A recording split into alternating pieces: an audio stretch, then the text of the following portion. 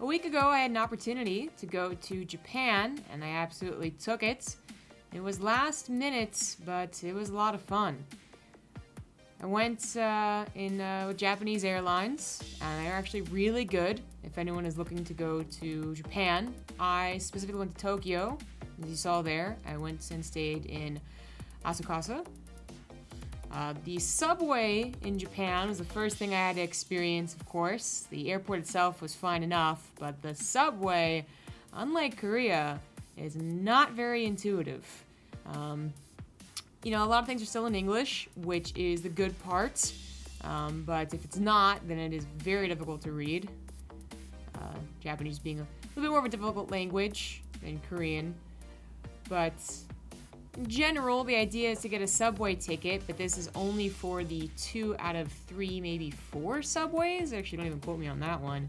But these run, in enough places that if you only get one portion of the subway, it's still okay. Looks like a regular subway, but there are so many lines, so many different lines, public and private, and there's also just the added complication that exists where I'm from in DC, where the same track has more than 1 or 2 trains that run on it, so you have to actually make sure you get on the right one despite being in the right place.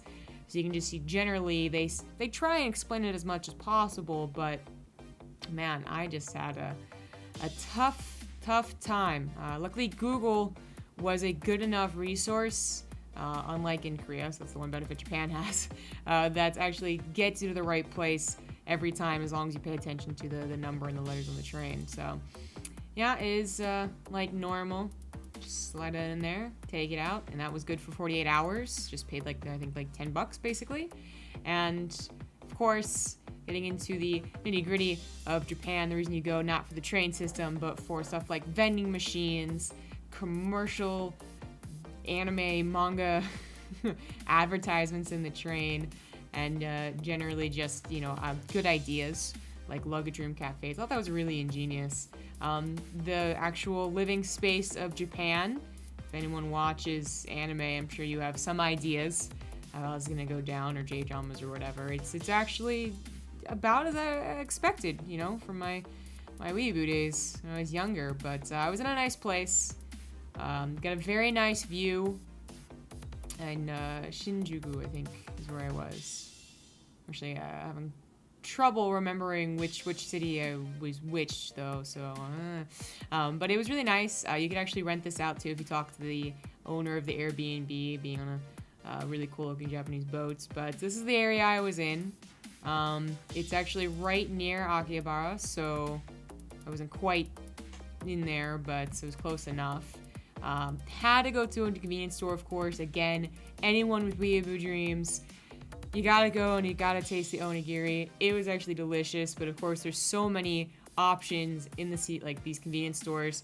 I forget what brands they are, but just for me, it's usually a CVS or something, right? But I gotta say, the onigiri was really good, guys. But in general, all of this stuff, all of the prepackaged meals were delicious. And I thought that was really weird. Usually it feels really weird to eat, convenience store food, but that was actually delicious. So here's probably what a lot of the anime and manga fans are really looking forward to, which is the actual, Akihabara, which is the place to go if you're into this at all. If you're into electronics at all, as well. So you have a lot of these machines, you pop in a certain amount of yen, I think $1 or something like that, $2, and pop out whatever you want. I never actually used one. Maybe I should have.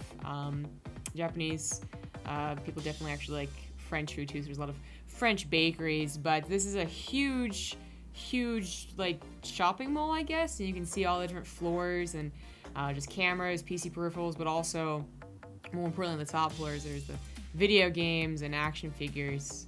So I'll get there eventually, but you can see it's pretty big. If I pan to the left, which I don't think I ever do, it just goes on for quite some time. Very busy, everyone talking and trying to get you to look at their stall. It was kind of crazy. A lot of information too. One thing I noticed about Japan is that it's definitely not minimalistic in its advertisements, I guess. Everything has not, I guess, probably just because that's the way the language works when written takes up a lot of space, but also just the font's always huge and there's always just so much information. But finally get up to the upper levels, and this is where all the action figures are. So just in general, if you go to this part of Japan, you don't have to necessarily go to this specific shopping mall, just to this area. It's full of stuff like this, just like levels, like floors and floors of places with video games and action figures and really nerdy stuff. So this was just, I don't know, from like each side, it probably takes like 15-minute walk, you know, even if you're probably a lot longer if you're staring at stuff all the time like I was doing. And there was, to be honest, a lot of really good individual, like I'd never seen these things before, you know, like I thought I've seen all the Pokemon Go stuff in the world, or regular Pokemon stuff rather, but like apparently not, because I still kept seeing new stuff. They had, you know, just like regular, like a Toys R Us type of deal, but they also like, you know, puzzles. Very cool area to be in, even contributing to the Star Wars. Just an awesome place.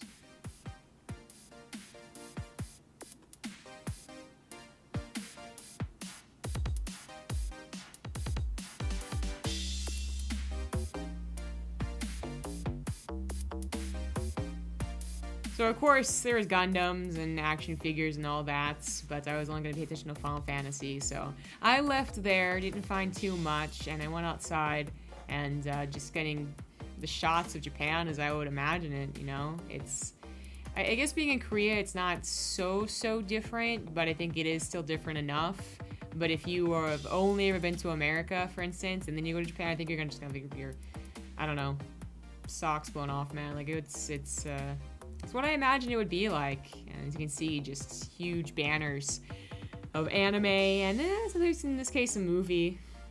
John Wick apparently comes out very late in Japan. Went to a very cool old retro gaming store. It was heavily suggested. You actually just like literally Google like places to go for retro fan, like, you know, or something like that, and you'll find us. I forget what it was called though. I wanted to buy a shirt because it was kind of a funny name, but you see, like, just like, you know, these aren't like too badly priced either for being like kind of rare. You know, you don't really go in any store in America and find this. It's very specific, and I was thinking about buying something, you know, especially the ones that aren't actually affected by the different regions for their games, but I decided not to. I didn't have that much space in my luggage, especially when it comes to going home from Korea too, but I definitely looked a lot. I just went like, you know, blasts from the past type deal. I recognized so many of these things and so many of the Japanese covers that I always fantasized about buying and getting to see one day. Upstairs was an arcade, and in this arcade you can play all the old games. Smoking area as well, and a place to grab some ramen, some drinks, and some snacks while you play this game on the 7th level, I believe it was, so high up there.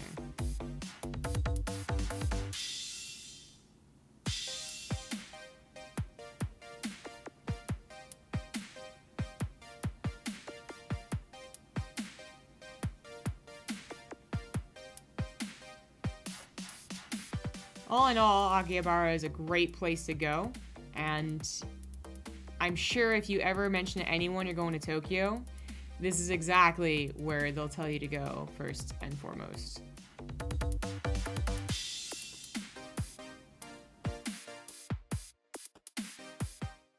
Continuing on in my adventures, I did go to the Tokyo Tower.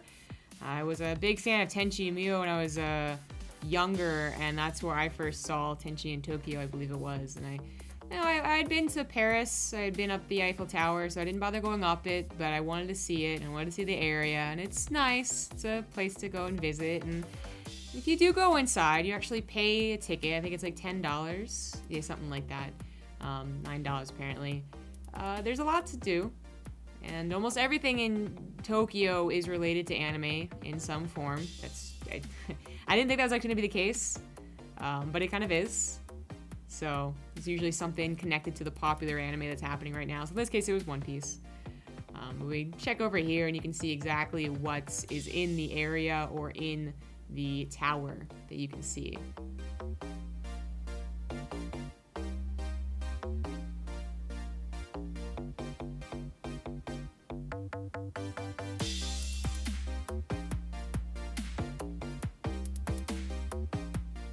After going to the Tokyo Tower, I went to Roppongi. I don't know how to pronounce it. I didn't bother checking the correct pronunciation or how it's spelt in Japanese, so my mistake. But I saw it on the list of things to do. Basically, they hand you a pamphlet that says, hey, do this thing in Japan if you're a tourist when you're at the airport, which actually ended up being quite helpful. And I suggested this place, so I kind of got the feeling that it was like the Itaewon of Japan. There was a lot of foreign bars and a lot of just like foreigners there, not just tourists, people who actually worked there too. So that's definitely the feeling I got if you know Korea, but basically just like a foreign town.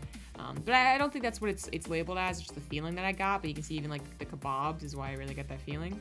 And just like a lot of bars, very heavy nightlife, that was the appeal, and I didn't really get to do any of that, but I appreciated seeing all the sights and sounds. But the last thing I want to talk about for this video is what the heck is with people standing on the left and walking on the right. That's the thing that tripped me up the most about Japan. Just throwing it out there. All in all, Tokyo is a really fun place, but this is just the first video of 2. This is my first day in Tokyo. I still have an entire day's worth of video to show you guys and talk about the adventures that is Tokyo. If you guys have any questions about Japan, you can go ahead and ask down below, and maybe I'll have some answers or some insights. If you are planning on it, but you're hesitant, I definitely suggest going, and Tokyo is a fine place to go, even if the hipsters tell you to go to Osaka or something like that. Like, especially if you were in anime or still in anime, Tokyo, you gotta visit it. You really do. So, thanks for watching, everyone. Subscribe, and look forward to day 2 of my time in Tokyo.